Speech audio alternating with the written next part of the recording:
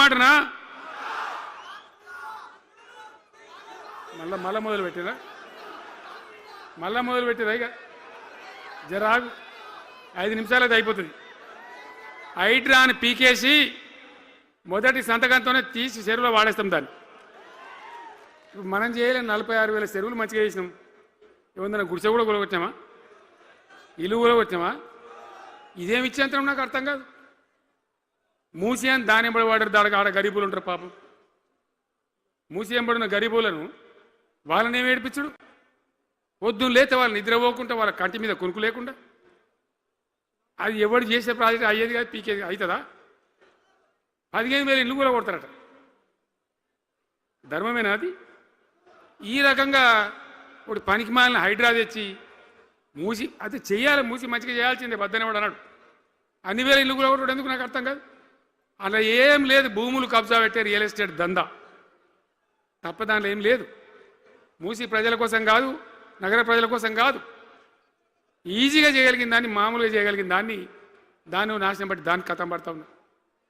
ఏది చూసినా కూడా ఒక రకమైన దోపిడీ, ఒక రకమైనటువంటి గుండాగిరి, అరాచక వ్యవస్థతో ముందుకోతున్నారు తప్ప ప్రజా సంక్షేమాన్ని కాంక్షించి ఒక్క స్కీమ్ కూడా రాలే. ఇరిగేషన్ ప్రాజెక్టులు అన్ని పండబెట్టింది. ఏం రోగం? ఒకనాడు కాకతీయ కాలువ మీద, మన వరద కాలువ మీద మోటార్లు పెడితే ఏం కోసాది? మా శంకరెడ్డి చెప్తా ఉండే ఇంతకుముందు, 1000 మోటార్లు పెట్టుకుంటే వచ్చి కోసుకపోదురు, లారీలకు మోటార్లు ఎత్తుకపోదురు. ఇదే వరద కాలువ మీద కేసీఆర్ నన్ను రోజులు ఎవడన్నా మాట్లాడిందా? మాట్లాడలే. చివరికి ఏం చేసింది మీరు మంచిగా వినాలే. వీళ్ళు మామూలు పని చేస్తలేరు, మన జీవితాలకే బాంబులు పెడుతున్నారు. ఆ రోజు కూడా నరేంద్ర మోడీ ప్రధానమంత్రిగా ఉండే ఆయన ఏం చేసిండు? కరెంటు మోటార్లకు మీటర్లు పెట్టాలి, నువ్వు పెట్టాలి కేసీఆర్ అని నా మీద ఒత్తిడి. నేను చెప్పిన నా పానం పోయినా సరే, సచ్చినా సరే నేను మీటర్ పెట్టా అని చెప్పిన. పెట్టలే. 30,000 రూపాయలు కట్ చేస్తే నీకు అన్నాడు. కట్ చేసిండు. రాష్ట్ర ప్రభుత్వానికి వచ్చేటువంటి ఆదాయం 30,000 కోట్ల రూపాయలు వదులుకొని కూడా తెలంగాణలో నేను కరెంటు మీటర్ పెట్టనియలే. నేను ముఖ్యమంత్రి ఉన్నాను రోజు. ఇవాళ ఏం చేసిండు తెలుసా వీళ్ళు మీకు? మీకు తెలియలే, మీరు అమాయకులున్నారు. ఢిల్లీకి పోయి ఒప్పుకున్నారు. ఒప్పుకొని ఏం చేశాను?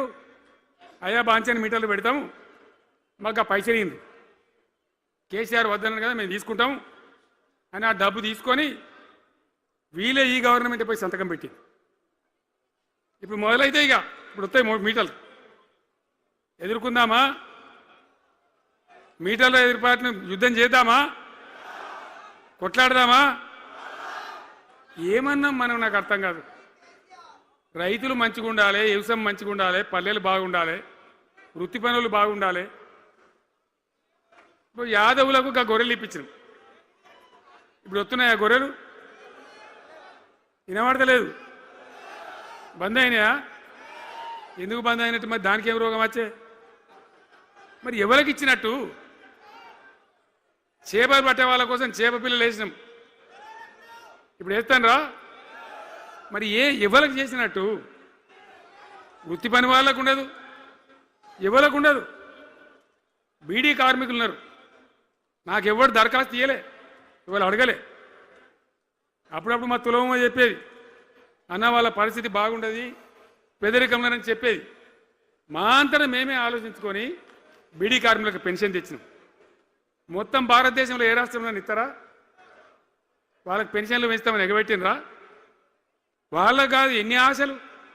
ఇంట్లో ఉన్న ఆడపిల్లకు 5 లక్షలు మహాలక్ష్మి అని పేరు పెట్టి 2,500 నెలకిస్తామని ఇచ్చిండ్రా? రూపాయి వచ్చిందా? అట్లా ఎన్ని 6 గ్యారంటీలు, 420 హామీలు. స్కూటీలు ఎక్కడ వాయే? స్కూటీల్లో మనలో ఇంకా స్కూటీలు ఎక్కడి?